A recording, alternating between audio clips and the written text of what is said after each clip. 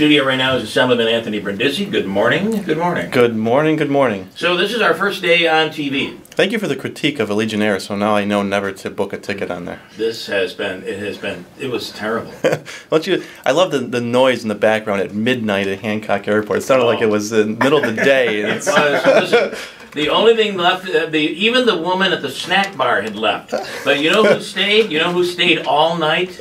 Who's that? Was the bar lady. Oh, of course. Oh, yeah. I bet they did great that night. She kept that bar open, and it was just jam-packed. You know, I'm really funny about kids being around the bar. By 2 a.m., my daughter was sitting right up the bar with me. It was...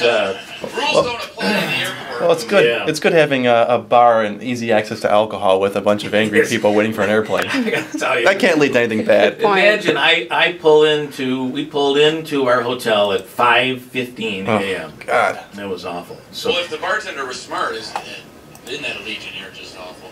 now I got to tell you, I do have to tell you that on the way home, flawless. Really? Everything worked perfectly. I mean, there's no frills in this air. There's no, you know, you get onto an airplane today and there's a little, you can order something, a snack right from your, none of that here. There's no TV, there's no nothing. But you know, wouldn't you rather have that and save money on your $99? That's it? Yeah. Well, by the end of the day, though, 3 people, a $99 flight turned into about $880. So that's not a now that's round trip. Remember. It's your bartender too. So you imagine $99 round trip would be that's the bartender. $99 round trip would be about $600. Right. But then the fees go on top, which you'll have taxes. It'll go on top. But if you want to, check an extra bag or something, I will say that checking a bag is only $20. That's not too bad. And that's much less than the $50 that you'll pay on other airlines. Southwest bags fly free. That is true. I only know this because we're going on Southwest. That's the way to go. Where are you going? Down to Florida. Oh, okay. So, Anthony Brindisi, let's talk about this Adirondack Scenic Railway.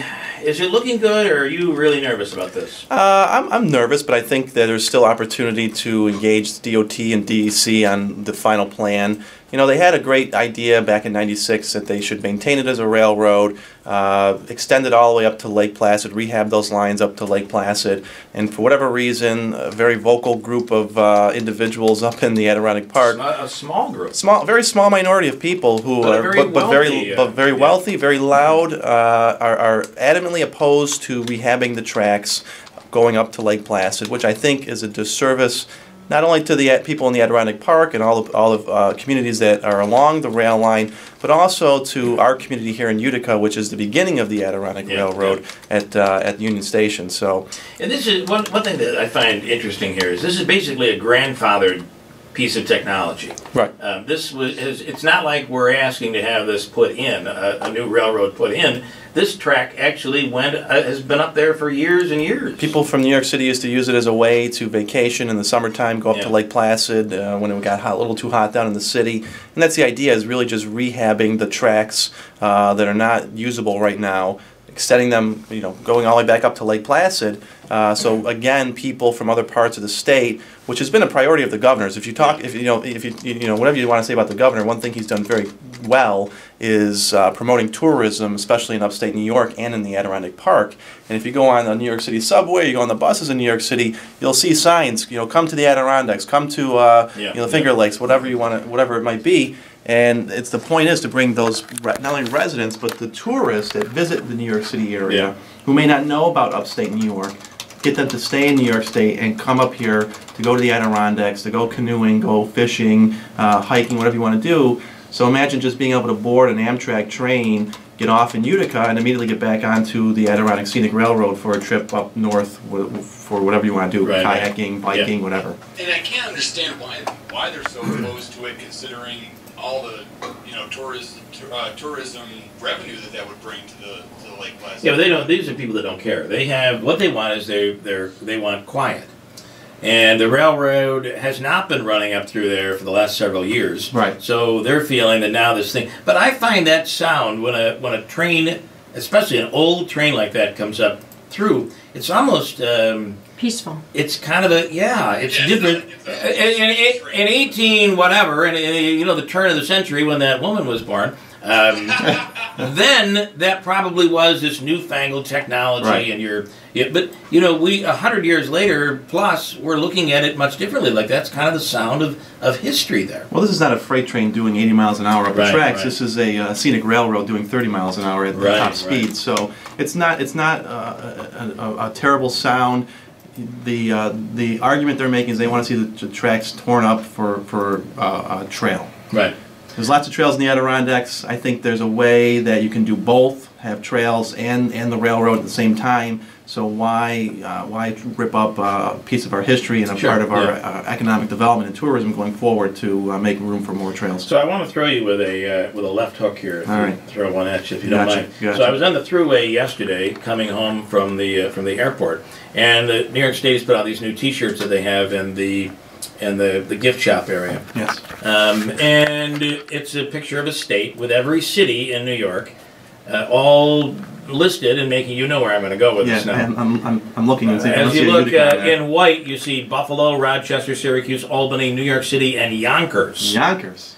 No Utica. Now Utica's in there, but the color of Utica is like light blue. We're in there with Canton, and Rome is in the same boat. But have we reached a point where let's see. Have we reached a point where we're too small? I've heard the same thing when it comes to the nanotech commercials that are running on TV, that they don't show Utica. No, I don't think so. I mean, just judging from the T-shirt, obviously you have the big 5 cities, which are there's 6 there. Yeah, well, Yonkers is not quite as prominent as the other. It is true. 5, yeah. But they are white. But they are white. They are white. Yeah, we are. If you look at the other cities in blue, they're similar small cities: Binghamton, Utica, Saratoga Springs. I mean, they're all.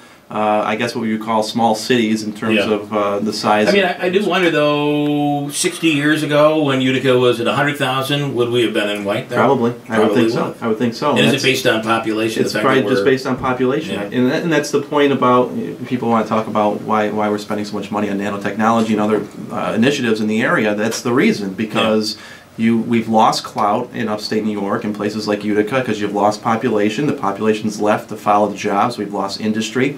So the idea of bringing back industry to our area and manufacturing is to bring back the employers, which will then bring back the jobs and the people. So I think, the next 10 years in this area are going to say a lot about the direction of where we're going. And once some of these announcements are made, I know you're very hot on the announcements. I am. I mean, the Michael Law Firm has put up this $500. It's getting closer and closer. It is. But once these announcements are made, there's going to be some more confidence in what's happening in the region and the money that the state is spending on economic development, that I think you're going to start seeing some of those trends turn around. So whether it's the nanotechnology stuff that's going to be happening, the new hospital going in, there's a lot of good things and a lot of investment being made by the state in the Utica-Rome region right now. More investment than I've ever seen in my lifetime in this area, and I think we should embrace that and do what we can to get ready for potential influx of new people coming to our area. So he just gave us a hint. He said it's coming soon. So you do feel soon. It's all a timing thing, and it's what really does soon mean? Andrew, look that word up for me. Before Christmas. Soon. I have my own interpretation of the word, but I'd like to think what sometime in the next 10 years, sometime in the next 10 months. I think it's really at this point. Listen, soon for that woman who's 116. Could be another 16 years. Ooh, we got to get that done quick for her. Yeah. I think it's right now it's a scheduling issue and trying to get everyone on the same page in terms of schedule. Not only are you dealing with the governor, you're dealing with companies that have CEOs that have to line up their schedule with everyone else. So it's not an easy process trying to bring everyone together, but it will happen. And it'll be very exciting. The fact is, though, that really what we need to do, what we have needed to do for many, many years, and we didn't do. We allowed manufacturing to just dissipate. Right. And we did nothing except for hope that another GE was going to move in here. And so what I think that this is a PR issue, and that we did not do a very good job of saying that we're setting the stage. You must build the infrastructure and then work towards lobbying and attracting new business. Right. And we didn't do that. We are so used to, in this society where big chunks of money keep getting thrown around for that magic thing to happen. Right. And it was promoted that way. You still think it'll be more than 1,000 jobs? I do. I think it depends on what the time frame is. If you're talking about 1,000 jobs in a year, I don't think so. If you're talking about 5 to 10 years, you're going to see. I think you'll see thousands of jobs result from some of the investments that are being made right now.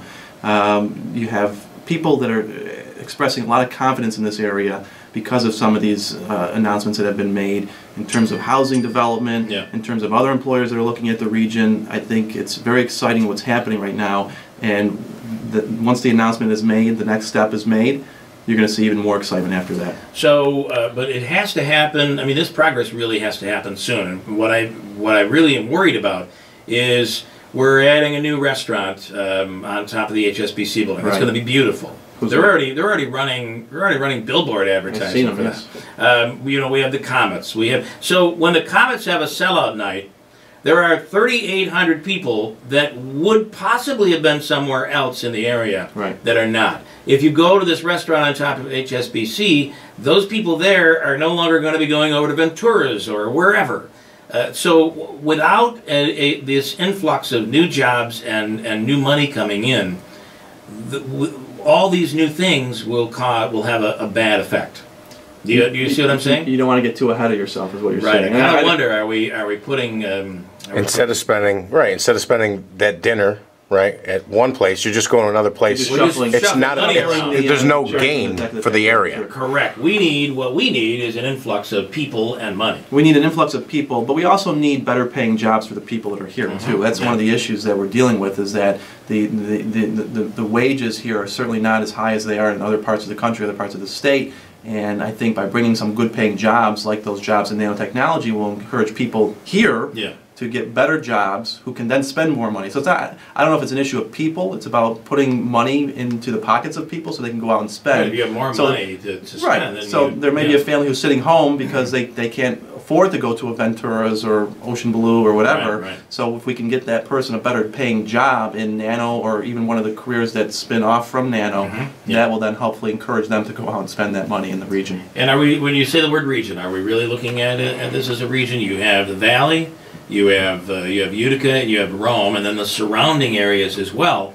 Are we finally looking at this as a region? Because it really needs to be done that way. Because Utica alone is what, 56,000 people, whatever it is? 63. We're at 63. Yeah. So then, but if you can add the New Hartford and Whitesboro and Rome and the Valley, all of a sudden you put this collectively, and we're a bigger force. Well, we have to think of ourselves even as a bigger region than just Utica, Rome, Mohawk Valley. Yeah. If you look at other areas of the world where nano's been successful, take Germany for example. You have a triangle, and I forget the name, 3 cities that it's between, but you have a triangle that's about the size, it's actually bigger than a triangle that, if you drew a triangle from Utica to Saratoga down to Albany back to Utica, this is a bigger triangle in Germany. But that's the region we're looking at right now, is Utica to Saratoga, we're at Global Foundries, down to Albany, whereas the College of Nanoscale Sciences, back to Utica. So the state's made their investments in Albany. The next stop on the railroad, so to speak, is Utica. And now we're going to have a corridor between those 3 areas that I think is going to be the next high-tech corridor, not only in our country but in the world. And I liken it to the gentleman from HUD who mentioned Utica has the potential.